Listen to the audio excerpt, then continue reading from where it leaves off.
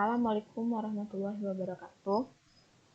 Selamat datang di pembelajaran sejarah. Hari ini kita akan membahas materi mengenai munculnya ikatan yang bersifat global dan regional, yaitu terbentuknya organisasi pasca Perang Dunia dan Perang Dingin.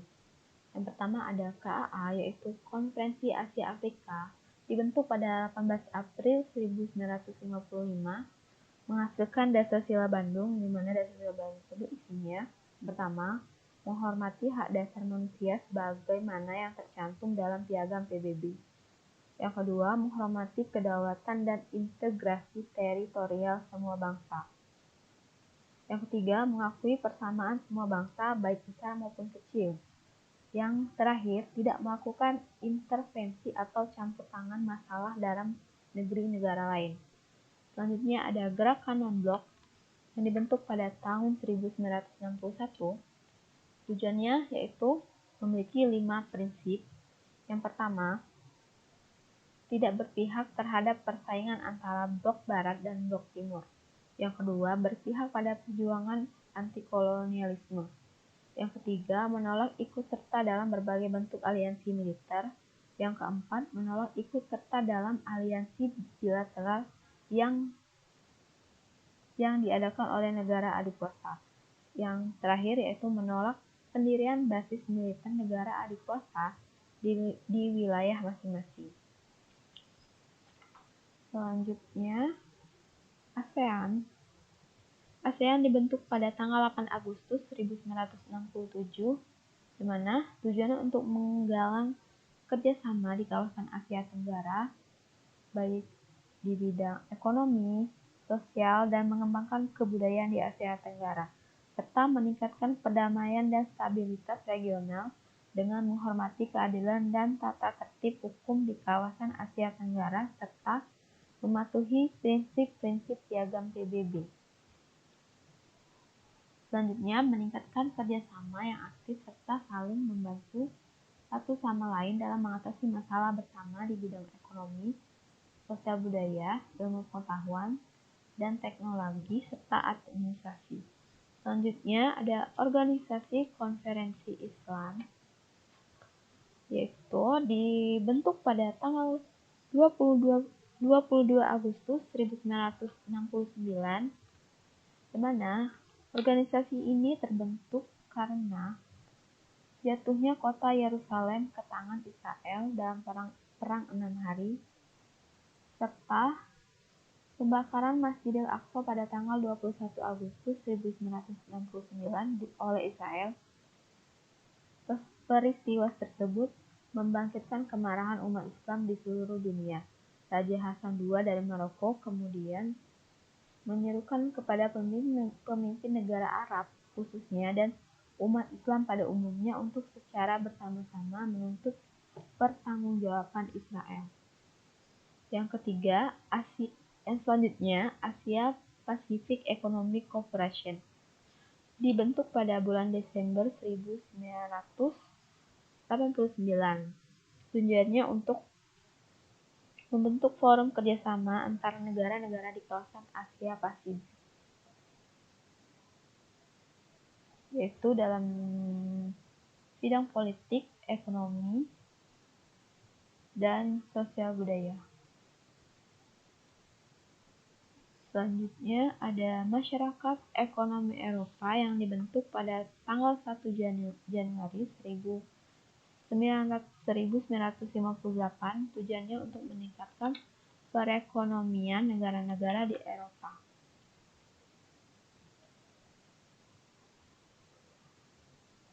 Contohnya, dengan meningkatkan perekonomian, memperbaiki taraf hidup, dan memperluas lapangan kerja, memajukan perdagangan dan menjamin adanya persaingan bebas serta keseimbangan perdagangan antara anggota, dan memperluas hubungan dengan negara-negara selain anggota Masyarakat Ekonomi Eropa. Tujuannya terakhir adalah menghapuskan semua rintangan yang menghambat laju perdagangan internasional. Demikianlah materi kita pada hari ini. Terima kasih. Assalamualaikum warahmatullahi wabarakatuh.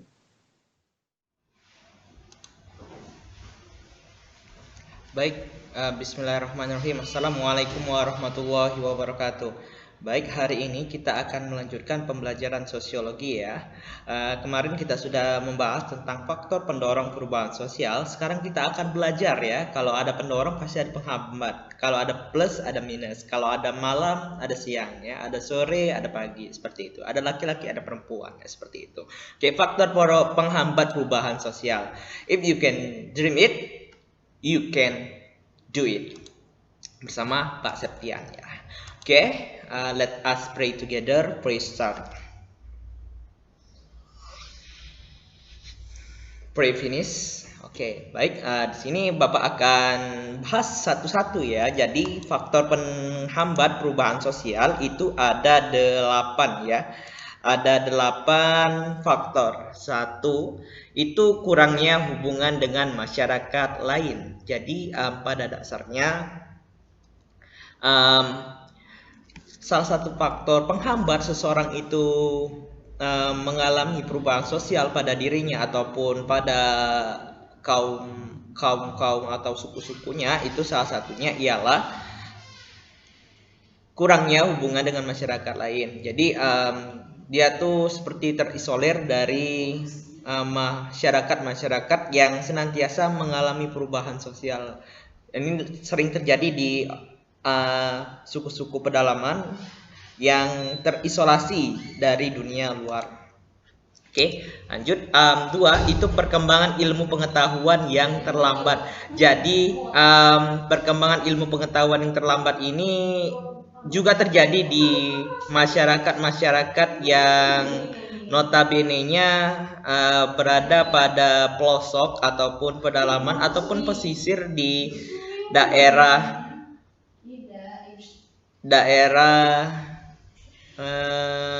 pedesaan ataupun pelosok ya. Jadi contohnya si bapak ini ya, dia lebih mengajarkan ilmu pengetahuan yang notabene-nya itu pelajaran tidak lagi pada seusia anak-anak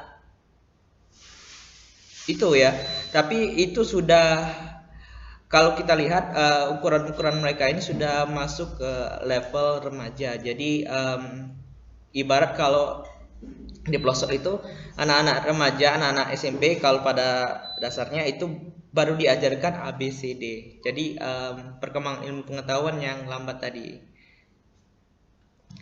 Ketiga, itu sikap masyarakat yang masih mengagungkan tradisi masa lampau dan cenderung konservatif. Jadi mereka tuh kalau dia lebih suka mengagungkan tradisi mereka. Jadi dia tidak mau pakai tradisi lain. Contohnya membajak sapi ya, membajak sawah itu menggunakan sapi ya. Namun di era modern sekarang itu menggunakan yang namanya traktor. Jadi mereka lebih suka melakukan tradisi-tradisi mereka yang sudah diajarkan dari turun menurun nenek moyang mereka. Kemudian adanya kepentingan yang sudah tertanam kuat ya. Jadi contohnya suku Baduy ya, kehidupan sehari-hari masih memegang kuat nilai-nilai dan adat dan kebiasaan mereka. Salah satunya contoh suku Baduy. Oke, lanjut. Rasa takut akan terjadinya kegoyahan pada integrasi kebudayaan. Jadi mereka yang takut akan perubahan sosial, mereka takut kalau mereka melakukan hal-hal yang baru di luar dari tradisi mereka, mereka takut akan kehilangan ciri khas dari tradisi-tradisi mereka. Jadi seperti ini ya. Kalau anak-anak itu tidak dikenalkan tradisi sejak dini, seperti anak ini ya, dia langsung dikasihkan gadget oleh orang tuanya, otomatis dia pasti dunianya akan terkunci di gadget tersebut dan dia tidak akan melihat yang namanya tradisi-tradisi yang berada ataupun marga di mana ia dilahirkan. Hilang. Dia lebih ke arah modern dibandingkan dengan sektor ataupun suku-suku dia akan lupa. Sedih ya kalau dilupakan. Oke, 6 prasangka terhadap hal-hal baru atau asing dan sikap yang cenderung tertutup. Oke, yang seperti saya katakan tadi ya. Jadi sikap mereka itu cenderung tertutup karena mereka tidak mau menerima hal-hal baru karena takut kebudayaan mereka itu akan luntur dengan sendirinya. Oke, hambatan-hambatan yang ideologis. Jadi mereka itu sering yang namanya terhambat oleh ideologi-ideologi mereka ataupun pikiran-pikiran mereka yang membuat mereka tidak akan melakukan ataupun mengalami perubahan sosial di diri mereka sendiri. Kemudian terakhir itu kebiasaan tertentu dalam masyarakat yang cenderung sukar diubah karena sudah mendarah daging. Jadi kayak habits ya atau kebiasaan. Kalau kebiasaan dia sudah turun menurun, kemudian ada kebudayaan masuk baru, ingin cenderung untuk memperbarui kebudayaan tersebut, mereka tidak mau karena itu sungguh bertolak belakang dengan kebudayaan yang telah diajarkan dari nenek moyang dia. Jadi ngerti ya. Jadi kita boleh mengalami perubahan sosial, kita harus ikut andil dalam perubahan sosial tersebut karena kalau kita tidak ikut dalam perubahan sosial tersebut kita akan tertinggal. Jadi kebudayaan tetap kita pertahankan namun dengan ada batasan-batasan tertentu. Jadi kebudayaan tradisi khas Indonesia itu tidak akan hilang, kemudian kita bisa mengikuti alur permainan dari perubahan sosial. Oke, ngerti ya? Oke, alhamdulillah doa penutup majelis. Oke, saya akhiri. Wassalamualaikum warahmatullahi wabarakatuh.